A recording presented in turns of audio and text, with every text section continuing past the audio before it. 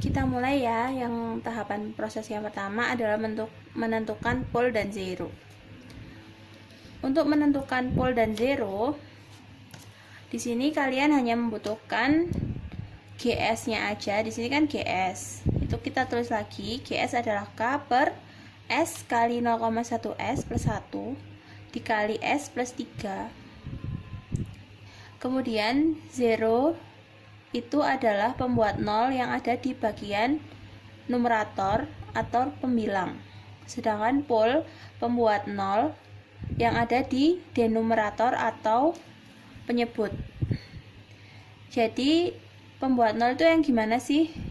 Maksudnya itu adalah konstanta yang mengandung S. Jadi kalau di sini kan nggak ada yang mengandung S, berarti zeronya itu 0. Sedangkan yang di bawah polnya adalah ada S, kemudian 0,1 S plus 1, itu yang kedua, dan yang terakhir adalah S plus 3. Masing-masing dicari dengan menyamadangankan dengan 0. Yang pertama adalah S sama dengan 0 untuk yang pertama. Kemudian yang kedua adalah 0,1 S plus 1 sama dengan 0. Kemudian dicari S-nya itu berapa. S-nya adalah sama dengan min 10. Prosesnya dengan memindah ruas kanan, kemudian dibagi dengan 0,1. Yang pol yang ketiga adalah S plus 3 sama dengan 0. Jadi S-nya berapa? S-nya min 3. Untuk proses yang pertama, diketahui bahwa total zero adalah 0 dan total pol adalah 3. Dengan S sama dengan 0, S sama dengan min 10, dan S sama dengan min 3. Setelah pol dan zero diketahui, tahap selanjutnya adalah menghitung sentroid atau titik pusat. Titik pusatnya si sudut asimtot itu bergerak. Rumusnya adalah sigma pol dikurangi sigma zero dibagi dengan banyaknya pol dikurangi banyaknya zero. Keterangannya sudah saya tulis di sebelah kanan. Sigma pol, jumlah pol. Di sini kan udah ketahui. Polnya ada 0, min 10 sama min 3. Jadi ditotalkan semua. 0 ditambah min 10 ditambah min 3 hasilnya adalah min 13. Kemudian sigma z atau jumlah zero. Zeronya adalah 0. M adalah banyaknya pol. Di sini banyaknya adalah 3, 1, 2, 3. Kemudian banyaknya zero adalah 0. Di sini kalian bisa hitung langsung di sini di rumus atau disendirikan biar tidak manjang-manjangkan perhitungan. Jadi di sini tinggal kalian masukkan min 13 dikurangi jumlah zero dibagi dengan selisih pol dan zero. Hasilnya adalah min 13 per 3. Jika dihitung menggunakan kalkulator menghasilkan min 4,33. Di sini dari hasil diketahui sentroid, kemudian masuk ke tahap yang ketiga, yaitu menghitung sudut asimtot. Untuk sudut asimtot, rumusnya adalah theta sama dengan 180 derajat dikali dengan 2K plus 1 dibagi dengan M min N. Nah, yang M min N ini sudah kita ketahui di tahap yang kedua. Yang belum kita ketahui adalah K. Di sini K itu apa? K itu adalah selisih pol dan zero. Jika tadi ketahui polnya ada 3 dan zeronya ada 0, maka selisihnya ada 3. Nah, K-nya itu dimulai dari angka 0, kemudian 1, dan seterusnya. Ini misalkan ya, diketahui banyaknya pol dan banyaknya zero suatu sistem itu ada ini, 4 dikurangi 2. Berarti K-nya itu ada 2. Berarti berapa aja K-nya? Ada 0 dan 1. Kalau misalkan K diketahui 5, berarti berapa aja K-nya? Ada 0, 1, 2, 3, dan 4. Jadi banyaknya K sama dengan banyaknya sudut asimtot yang kalian hitung. Nah, ini bisa kalian lihat. Yang pertama adalah K sama dengan 0 untuk theta 1. Jadi sudut asimtot yang pertama. tinggal kalian substitusikan nilai K-nya masing-masing, ada 0, 1, dan 2 di rumus yang ini. Yang pertama dihasilkan θ1 ada 60 derajat, kemudian θ2 180 derajat, dan θ3 adalah 300 derajat dengan memasukkan nilai K-nya. Nah, itu adalah tahap 1, 2, 3 yang dikerjakan dalam ranah open loop. Jadi hanya menggunakan GS. Selanjutnya kita akan menghitung break in dan break away dan titik potong grafik locus dengan sumbu imajiner. Di sini diperlukan persamaan karakteristik. Jadi untuk tahap 4 dan 5 kita harus mencari fungsi alih total dari sistem tersebut.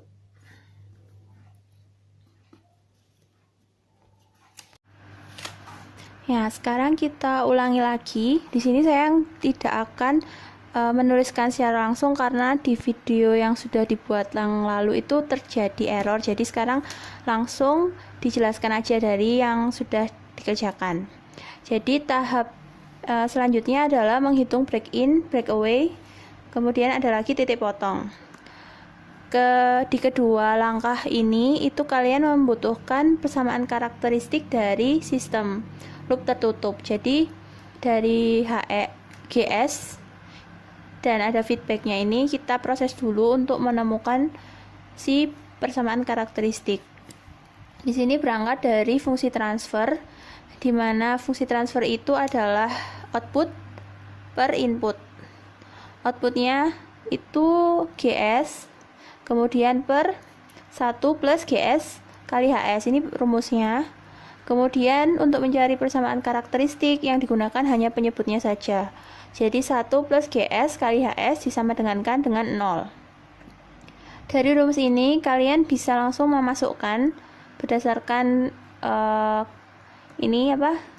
grafik kontrolnya. Jadi tinggal 1 ditambah GS-nya itu yang ini, K per S kali 0,1 S plus 1 dikali S plus 3, kemudian dikali HS. HS tidak ada variabel yang lain, maka dianggap dia itu 1. Kemudian disamakan penyebutnya, menghasilkan ini.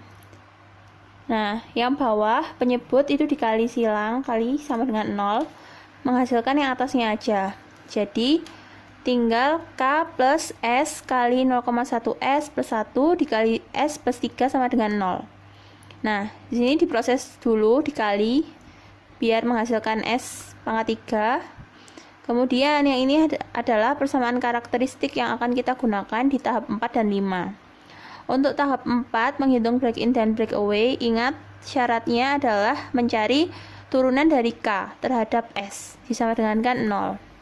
Nah, untuk mencari turunan K itu kalian pindah dulu 0,1 S pangkat 3 sampai 3S itu ke ruas sebelah kanan. Jadi biar disamadengankan K. Hasilnya kayak gini, K sama dengan min karena pindah ruas, min 0,1 S pangkat 3 dikurangi 1,3 S kuadrat dikurangi 3S. Nah, ini tinggal kalian turunkan terhadap S. Hasilnya ini, min 0,3 S kuadrat dikurangi 2,6 S dikurangi 3. Nah, di sini karena pangkatnya itu hanya pangkat 2, S pangkat 2, kalian bisa menggunakan rumus ABC. Rumusnya adalah min B plus minus akar B kuadrat min 4AC per 2A. Nah, ABC-nya ini dari mana? Itu dari persamaan ini, polinomial ini. A-nya adalah min 0,3, B-nya min 2,6, dan C-nya min 3. Dari yang kalian dapat ini, kalian masukkan ke rumus ABC. Jadi, tinggal kalian masukkan semuanya, menghasilkan S12 itu 2,6 plus minus 1,77 per min 0,6. Nah, untuk S1-nya, kalian gunakan tanda yang positif. Untuk S2-nya, kalian gunakan tanda yang negatif. Nah, setelah dihitung, menghasilkan kalau S1-nya itu min 7,3 dan S2-nya min 1,38. Dari kedua hasil ini nanti kalian juga plot di grafik pada bidang S untuk mengetahui titiknya itu ada di mana. Selanjutnya adalah menghitung titik potong grafik root locus terhadap sumbu imajiner atau di sini sumbu Y. Di sini ada dua metode yang dapat kalian gunakan. Yang pertama ada root Harwich dengan menghasilkan nilai K dan S. Kemudian metode yang kedua adalah substitusi J omega ke dalam variabel S yang nantinya akan menghasilkan K dan omega. Di sini kalau kalian misalkan menghitungnya tepat, itu akan menghasilkan hasil yang sama atau mendekati. Baik, sekarang kita bahas dulu yang metode pertama, root Harwich. Berangkatnya tetap sama dari persamaan karakteristik yang kita dapatkan di tahap yang ini tadi. Tinggal kalian masukkan ke tabel root Harwich-nya 0,1, 1,3, 3, dan K. Yang wajib kalian cari adalah sampai S pangkat 0. Di sini langsung 0 karena dia itu posisinya S pangkat min 1.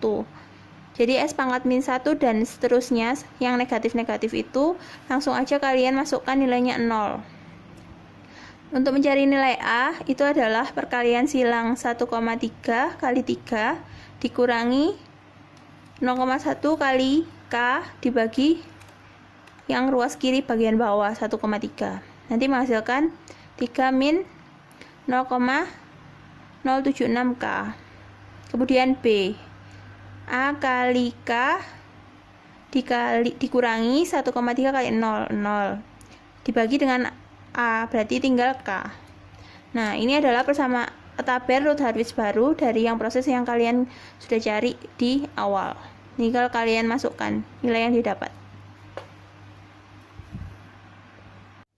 Tahap selanjutnya adalah kita harus mencari nilai K supaya sistem itu tetap stabil. Jadi range K itu berapa aja biar di sebelah kiri ini itu hasilnya tetap positif, jadi nggak ada perubahan tanda di tabel root Harwich yang baru.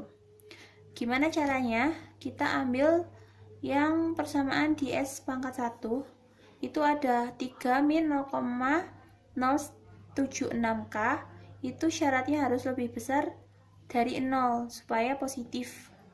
Jadi K lebih besar dari 0,076K. Dihasilkan K itu adalah lebih kecil dari 39,47. Jika dibuat garis bilangan, K itu ada di range 0 sampai 39,47. Kalau kurang dari 0 di hasilnya pasti sistemnya tidak stabil. Nah, setelah kita menemukan nilai K, kita substitusikan nilai K ini ke persamaan yang S pangkat 2. Boleh S pangkat 3 ini, tapi lebih mudah perhitungannya di S pangkat 2. Karena kan pangkatnya cuma 2, kalau ini kan pangkatnya 3, terlalu banyak ngitungnya, nanti hasilnya juga akan sama. Jadi yang tahap selanjutnya adalah menghitung S, karena tadi kan targetnya menghitung K dan S. K-nya udah diketahui, sekarang kita menghitung S. Kita substitusikan nilai K ke 1,3 S kuadrat plus K sama dengan 0. Kita masukkan nilai K-nya. Jadi 1,3 S kuadrat plus 39,47 sama dengan 0. Jadi 1,3 S kuadrat sama dengan min 39,47. Nah, sekarang S kuadratnya berapa? S kuadratnya berarti min 39,47 dibagi dengan 1,3. Hasilnya adalah min 30,36. Nah, kita sekarang cari S-nya itu berapa? S sama dengan akar min 30,36. Nah, kalau sampai di sini itu berarti karena akarnya nilainya min, berarti di situ ada faktor J atau I atau imajiner. Jadi kalau kita pecahkan bisa bentuknya jadi seperti ini. Akar min 1 dikali 30,36. Sama aja kan bentuknya ini sama ini? Ya, sama. Jadi yang kita ketahui di pelajaran yang lalu bahwa J kali J sama dengan min 1.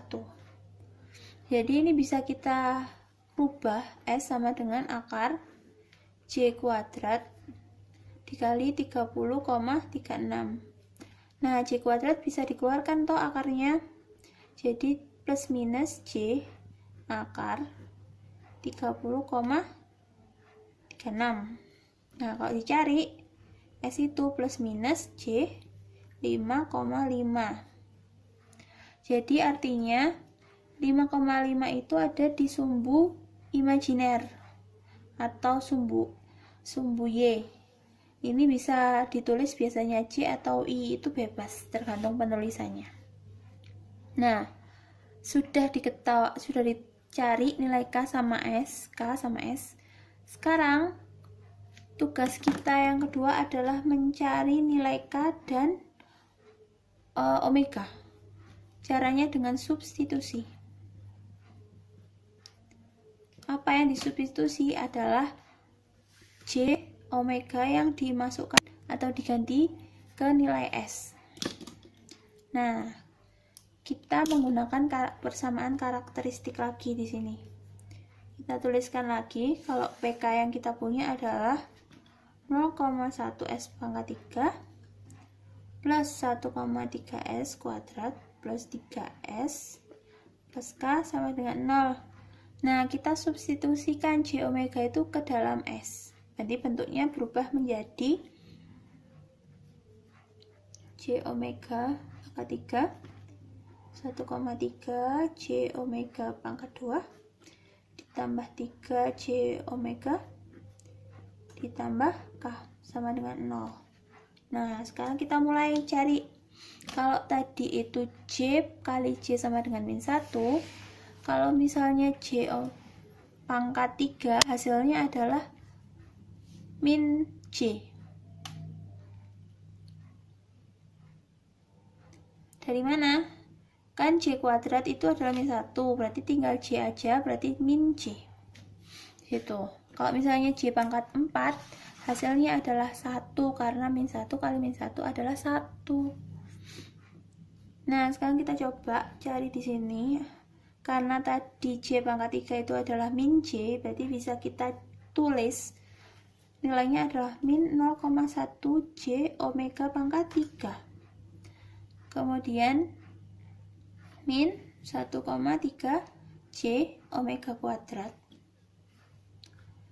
ditambah dengan tetap 3 J omega plus K sama dengan 0.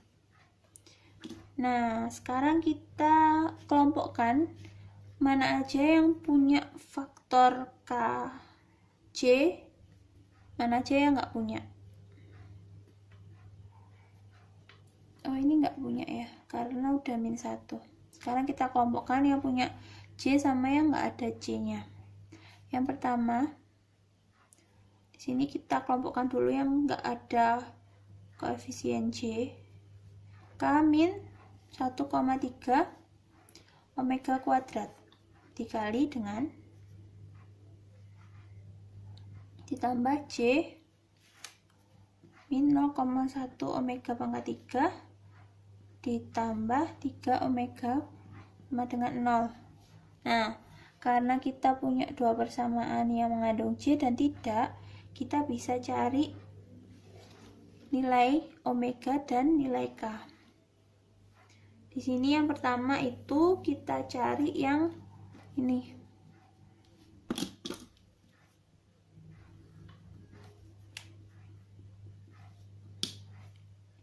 Di sini 0,1 omega pangkat 3 ditambah 3 omega sama dengan 0. J-nya udah hilang. Jadi tinggal 3 omega.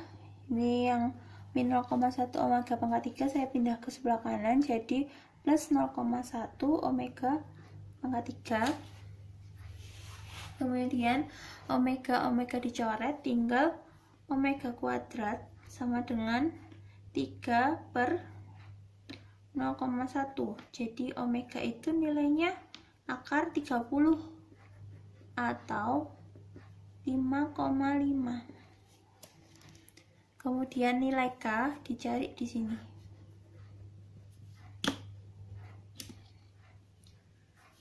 K min 1,3 omega kuadrat sama dengan 0. Nah, omeganya kan udah dicari di sini. Udah ketemu, tinggal dimasukkan. K min 1,3 dikali 5,5 kuadrat sama dengan 0. K sama dengan 1,3 dikali 5,5 kuadrat, hasilnya 39,3. Nah, di sini kita udah ketemu bahwa nilai K dari proses yang pertama tadi hasilnya 39,47, sedangkan yang di tahap kedua adalah 39,3. Jika perhitungannya benar dan sama-sama menggunakan kalkulator dan semua koma-komanya itu dihitung juga, jadi hasilnya itu nanti mendekati. Di sini udah mendekati kan. Kemudian nilai S dan nilai W omega itu hasilnya sama jika dihitung secara benar. Jadi ini perhitungan udah benar. Tahap 1 sampai 5 udah dilalui, berarti kita masuk ke tahap 6. Tahap 6 adalah menggambar grafik root locus menggunakan parameter yang udah kita cari dari tahap 1 sampai 5. Nah, supaya tidak bingung untuk menggambar, kita mempermudah menggambar dengan cara menuliskan parameter apa aja yang sudah kita cari dari awal tadi sampai yang tahap kelima ini. Nah, ini sudah saya tuliskan parameter apa aja yang sudah kita dapatkan dari proses yang pertama, menentukan pole zero, centroid, sudut asimtot, break in break away, dan yang terakhir titik potong root locus terhadap sumbu imajiner. Nah, dari parameter yang sudah kita dapat semua, kemudian kita melakukan plotting di di bidang S. Jadi di sini ada sumbu Y atau imajiner, kemudian sumbu X sebagai sumbu real. Yang pertama kita plot pole-nya. Kalau pole itu tandanya cross. Nanti kalau misalnya ada 0 itu tandanya circle. Yang pertama kita plot pole-nya 0, ini di titik 0,0, kemudian min 3, anggap aja di sini min 3, kemudian min 10. Ini 0, min 3, dan min 10. Nah, yang selanjutnya adalah melakukan plotting centroid.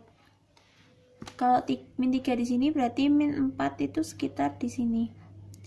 Jadi ini adalah min 4,33. Itu centroidnya. Kemudian sudut asimtot itu adalah sudut bergerak. Sudutnya root locus, arahnya itu di mana? Jadi sudutnya tadi kan ada 60, 180, dan 300. Berarti kalau ini 90 berarti sekitar segini.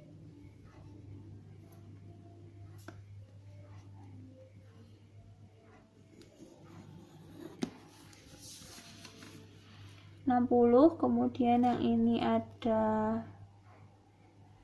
300 derajat, dan nah, yang arah ke sini adalah 180 derajat, sejajar dengan sumbu real negatif. Kemudian break in dan break away. Break in dan break away ini ada dua. S1 nya itu kita plot min 7,3 di sini, 7,3.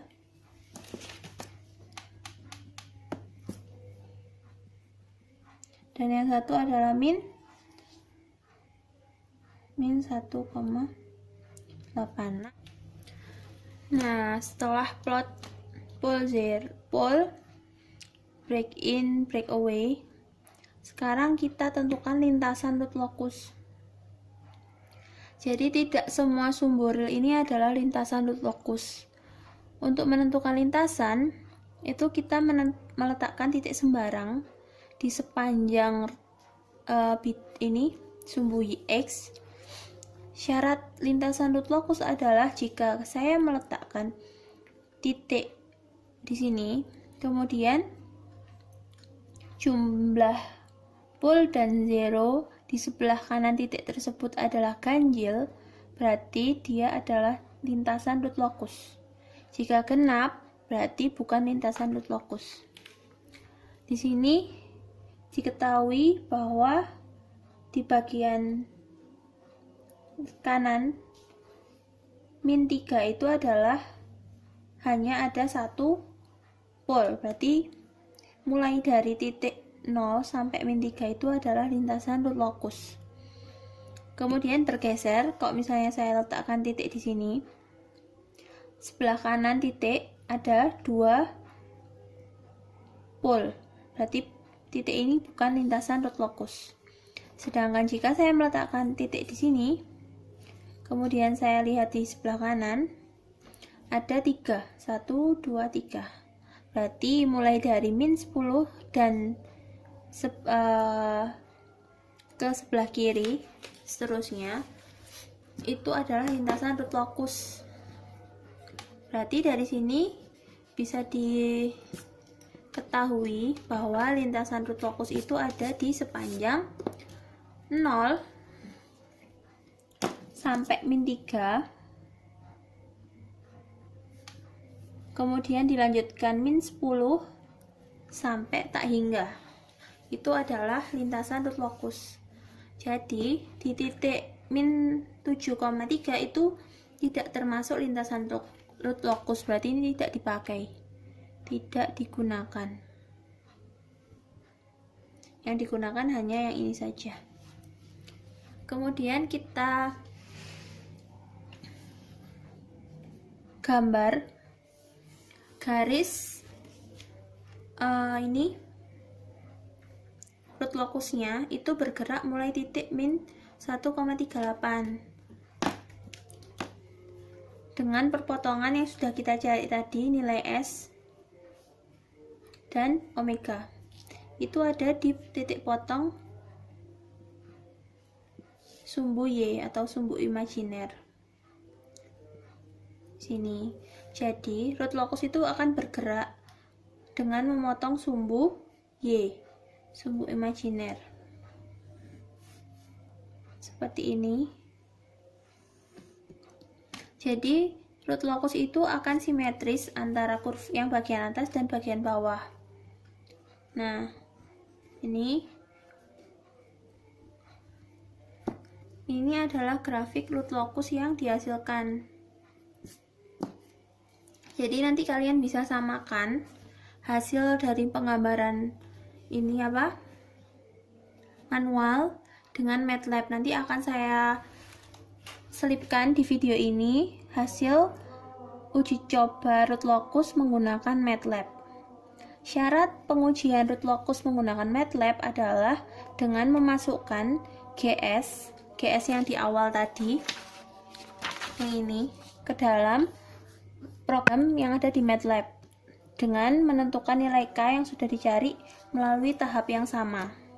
Jadi ketika sudah diketahui nilai K agar sistem stabil, yang ini, nah K yang ini tadi dimasukkan ke persamaan ini. Ketika sudah diketahui persamaannya, itulah yang akan diplot di MATLAB. Jadi diingat ya, untuk mencari grafik root locus melalui MATLAB, kalian hanya memasukkan GS dengan menuliskan K yang sudah dicari pada proses atau tahap menghitung nilai tahap kelima menghitung nilai K, close loop. Nanti akan saya gabungkan gambarnya. Oke, sekian itu video yang dapat saya sampaikan mengenai menggambar grafik root locus. Wassalamualaikum warahmatullahi wabarakatuh. Semoga bermanfaat.